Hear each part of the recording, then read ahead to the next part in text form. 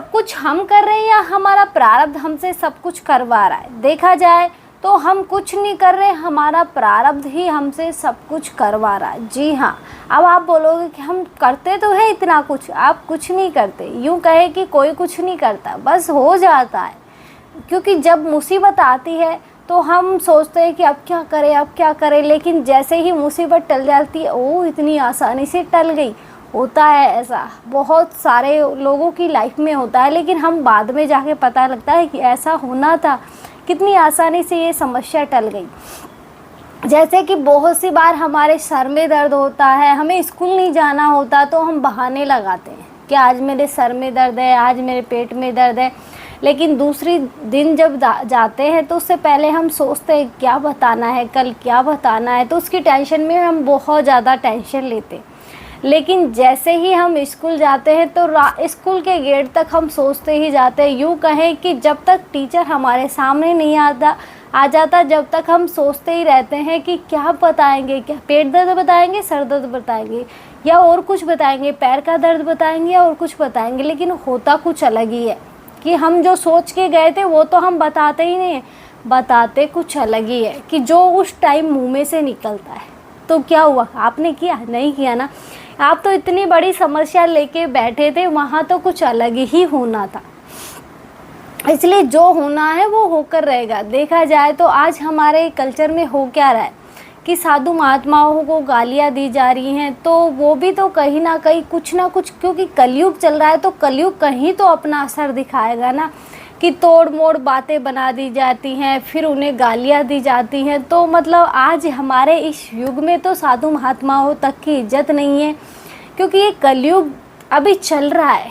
और कलयुग जब पीक पे होगा ना, तब तो यूँ समझो कि भगवान का तो नाम भी नहीं होगा, क्योंकि जब भी तो ये संसार वापस ख़त्म होगा, जब भी तो वापस नया युग आएगा। इसलिए जो होता है भगवान की इच्छा से होता है। देखा जाए तो हम कुछ नहीं करें। मान लो आपकी फैमिली है, अब आप सब मिलजुल के रह रहे हो, तो क्या आप अपनी मर्ज़ी से आपने बनाया हो, आपने बनाया है, वो नहीं बनाया ना, आपको मिला है वो बनाया।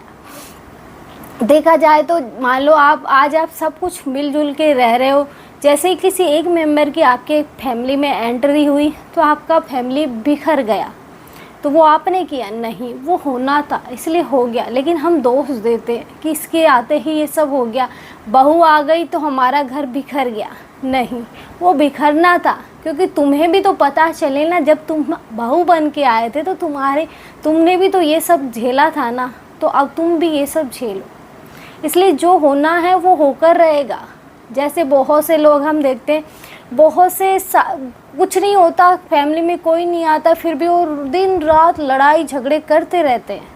क्या उनके क्या हुआ? वो खुद कुछ नहीं कर रहे। जो होना है वो होकर रहता है। बहुत सी बार देखा जाए तो मान लो एक फैमिली है कि फैमिली में एक मेंबर इस तरीके से अपने एक बेटे के पीछे भाग रहा है कि उसके पास बेटे हैं, बेटे के यानी उसके पोते, तो दादा इस तरह उनके पीछे पड़ा, हाय मेरे पोते, हाय मेरे पोते। लेकिन भगवान की लीला देखो कि जिसकी हम कदर नहीं करते ना, वो हमारे पास है, जिसके पीछे हम भाग रहे हैं वो हमसे दूर भाग रहा है।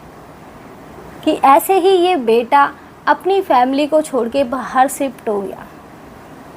अब जो इसके पास दूसरा था उसकी ये कदर नहीं कर रहा था, इसका मन वहाँ था। जो यहाँ रह रहे थे उनका कोई लेना देना नहीं। यूँ कहे कि एक वो होता है ना कि बस काम करो और अपने कमरे में जाओ, कोई तुमसे मतलब नहीं है हमारा। लेकिन हम दोष क्या देते हैं? बहू आते ही बेटा बिगड़ गया, बहू आते ही वो बिगड़ गया। बहू ने कुछ नहीं किया, हमें क्या चाहिए? हमें बेटे चाहिए। बुढ़ापे में रोटियां बेटे देते हैं? नहीं देते। बनानी किसी और की बेटी को ही पड़ती है कि वो ही, उसकी इच्छा होगी तो बना के देगी। तुमने जो जैसा किया है तुम्हें भी तो मिलेगा ना, फिर तुम्हारा कर्म कैसे लौट के आएगा? इसलिए जो संसार में हम जिससे भी मिले हैं, कुछ ना कुछ हमारे पिछले जन्म का हिस्सा बाकी था।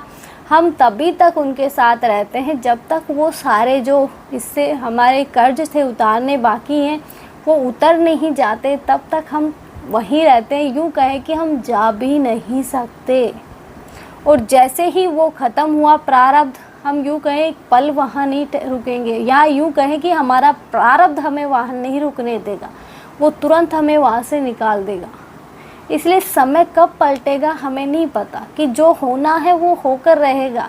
हम कुछ नहीं कर रहे, सब कुछ हमारा प्रारब्ध हमसे करवा रहा है कि तुम्हें ऐसे ऐसे, क्योंकि देखा जाए तो हम एस्ट्रोलॉजर से अपनी कुंडली दिखवाते हैं तो वो हमारे बताते हैं ना कि ये तुम्हारी लाइफ में हुआ है, ये तुम्हारी लाइफ में हुआ है।